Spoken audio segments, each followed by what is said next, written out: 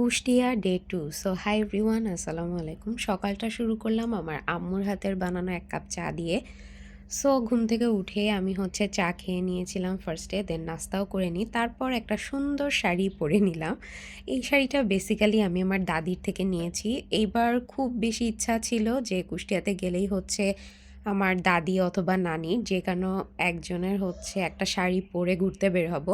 So যেহেতু আমি কুষ্টিয়াতে গিয়ে আমার নানুর সাথে দেখা করার টাইম পাইনি, সো এই জন্য আমার দাদির থেকে আমি একটা শাড়ি নিয়ে নিয়েছি।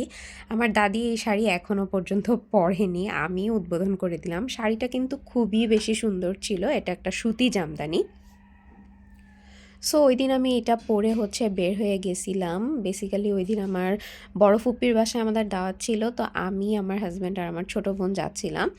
আমার আব্বু আম্মুরও দাওয়াত ছিল, বাট তারা যায়নি। আসলে বাসায় অনেক বেশি কাজ চলছে, বাসার কাজ এখনও পুরোপুরি কমপ্লিট হয়নি, যে কারণে আমাদের বাসাটা এখনও অনেক বেশি এলোমেলো, যেটা আর কি ভিডিওতে দেখাই যাচ্ছিল তখন। যাই হোক, আমরা কিন্তু চলে আসছি অলরেডি আমার বড় ফুপ্পির বাড়ির কাছাকাছি। সো এখানে নেমে ভ্যানে করেই যেতে হয়, আসলে অনেকটাই হাঁটতে হবে। বাট আমার হাজব্যান্ড আমাকে পুরো গ্রামীণ পরিবেশ দেখানোর জন্য হাঁটায় হাঁটায় নিয়ে যাচ্ছে। তো শাড়ি পরে আমি আসলে অনেক হেঁটেছি ওই দিন। আর এখানে দেখলাম সুন্দর সুন্দর ফুলকপি হয়ে আছে, আর এই যে ইটের রাস্তা, আসলে কিন্তু আমার হাঁটতে ভালোই লাগছিল। বাট আসলে শাড়ি পরেছিলাম, তো শাড়ি পরে আসলে অনেক দূর পর্যন্ত হাঁটাটা একটু হ্যাসেল মনে হয় আমার কাছে। তো যাই হোক, তারপরেও কিন্তু আমি হেঁটেই চলে গিয়েছি। এই যে আমার বড় ফুপ্পির বাড়িতে পৌঁছেও গিয়েছি, আর আমার বড় ফুপ্পির অনেকগুলা হাঁস মুরগি এগুলো আছে। সো সেটাই ঢুকে দেখছিলাম। আমার কাজিন আবার আমাকে আমাদের নিয়ে আসতেও গিয়েছিল। তো যেই বড় ফুপ্পি অনেক অনেক নাস্তা দেয়, তো সেগুলো খেলাম। দেন বসে বসে অনেক অনেক গল্প করছিলাম। আর ওইটা আমার বড় ফুপ্পির রান্নাঘর। সো আমার বড় ফুপ্পি খড়ির চুলায় রান্না করছিল। সো খড়ির চুলার রান্না কিন্তু অনেক বেশি মজা হয়। তো ওই দিন ফুপ্পির রান্নাও অনেক অনেক মজা হয়েছিল। তো ফুপ্পি ওইদিকে রান্না করছিল, আর আমরা একটু মাঠঘাট ঘোরার জন্য বের হয়ে পড়ি। তো এইখানে আমরা হেঁটে হেঁটে যাচ্ছিলাম মাঠের ভিতর, আর এখানে খুব সুন্দর কিছু হলুদ প্রজাপতি দেখছিলাম যেগুলো উড়ে বেড়াচ্ছিল। সো খুবই ভালো লাগছিল আমার আসলে। তো আমি, আমার হাজব্যান্ড, আমার ছোট বোন আর আমার কাজিন মিলে আমরা 4 জন মিলে মাঠটা ঘুরে দেখার জন্য বের হয়েছি। আর অনেক অনেক সরিষা ক্ষেত দেখলাম। সো সরিষা ফুলগুলো এখানে খুব একটা বেশি বড় ছিল না, বা একদম পিওর হলুদ যে সরিষাটা ফুল হয়, সো সেরকমটা আমরা আসলে পাইনি। একেবারেই কি বলবো এটাকে, মানে ওই রকম হলুদ ছিল না, জাস্ট খুবই হালকা হলুদের মধ্যে ছিল। আর এখানে আমি রিলের জন্য একটু ভিডিও করছিলাম, যে রিলসটা আমি আগেই পোস্ট করে দিয়েছি, আপনারা হয়তো দেখেছেন। আর যারা এখনও দেখেননি তারা কিন্তু আমার পেজে চোখ রাখবেন আর ওই রিলটাও দেখে আসেন। তো যাই হোক, এখানে আমি অনেক অনেক ভিডিও করেছি, অনেক ছবিও তুলেছি।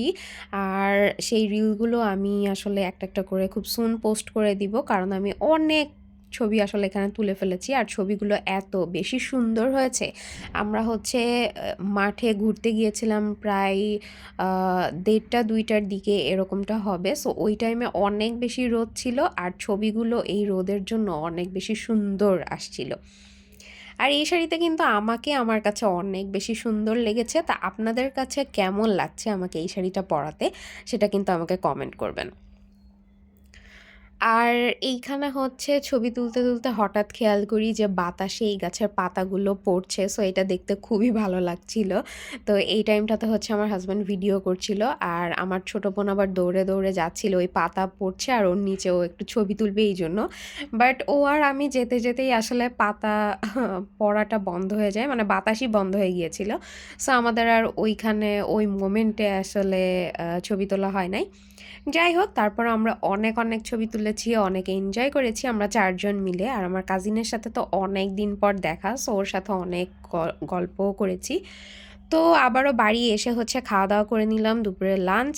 দেন আবারও একটু বের হয়েছিলাম, আর এখানে কুটু 2টা বিড়াল দেখছি। সো ওদের চোখগুলো কীরকম জানি একটা ছিল, তো ওইটা দেখে একটু ভয় ভয় লাগছিল। তো যাই হোক, দেন ওদের সাথে একটু দেখা সাক্ষাৎ করে আবারও আমরা মাঠে বের হয়েছিলাম। এবার বের হয়েছিলাম আমার বড় ফুপ্পির সাথে। তো আমার বড় ফুপ্পি, আমি আর আমার ছোট বোন গিয়েছিলাম। তো আমার বড় ফুপ্পিদের এই সরিষা ক্ষেতটা। তো এইখানে আমি আবার ক্ষেতের ভিতরে যেয়ে একদম হেঁটে, হেঁটে ভিডিও করছিলাম। কারণ অন্যান্য আ যাদের আর কি সরিষা ক্ষেত আছে, তাদের সরিষা ক্ষেতের ভেতরে আসলে ঢুকলে কি না কি বলে, এই কারণে ওইভাবে যাই নাই। আর সরিষা ক্ষেতের ভেতরে ঢুকলেও আসলে ক্ষেতটাও নষ্ট হয়ে যাবে। সো এই কারণে আমরা সেরকম কোনো ভিডিও আসলে সরিষা ক্ষেতের মধ্যে করিনি। আর পরে যখন আমি বড় ফুপ্পির সাথে বের হয়েছিলাম, সো আমার বড় ফুপ্পিদের ক্ষেতের মধ্যে ঢুকে জাস্ট আমি কয়েকটা ছবি তুলেছি। তো যাই হোক, দেন বড় ফুপ্পির সাথে ঘোরাঘুরি শেষ করে বাসায় এসে একটু দই খাচ্ছিলাম। দইটা খুবই মজা ছিল, আর কুষ্টিয়ার দই বলে কথা, অলওয়েজই মজাই থাকে দইটা। আর দেন হচ্ছে বিকাল হয়ে গেল ঘোরাঘুরি করতে করতে। তো বিকেলের দিকে দেখি যে আমার বড় ফুপির হাঁসগুলো ঘরে উঠে যাচ্ছে। মানে ওরা হচ্ছে পাশের পুকুরে ছিল, তো পাশের পুকুর থেকে হচ্ছে আমার ফুপ্পি নিয়ে এসে ওদেরকে ঘরে ঢুকিয়ে দেয়। সো এগুলোই আমি একটু হেঁটে দেখছিলাম, আর চারপাশটা আমি অনেক হাঁটাহাঁটি করেছি, অনেক ঘুরেছি। দেন আবারও একটু বাড়ি থেকে বের হয়ে একেবারে সূর্য ডোবার আগ মুহূর্তে আবারও চলে আসি মাঠে। কারণ আমার আসলে মাঠে ঘোরাফেরা করতে ভালোই লাগছিল। দেন চারিদিকটা পুরো ঘোরাফেরা করেই তো আবারও সেই গ্রামীণ পরিবেশ দেখতে, দেখতে হচ্ছে চলে যাচ্ছিলাম বাসায়। কারণ সন্ধ্যার আগেই আমরা বাসায় পৌঁছানোর কথা ছিল। তো এই আর কি, ওই দিনটা তো খুবই, খুবই, খুবই ভালো গিয়েছে। তো আপনাদের কাছে কেমন লাগলো সেটা জানাবেন। তো এই আর কি, আল্লাহ হাফেজ।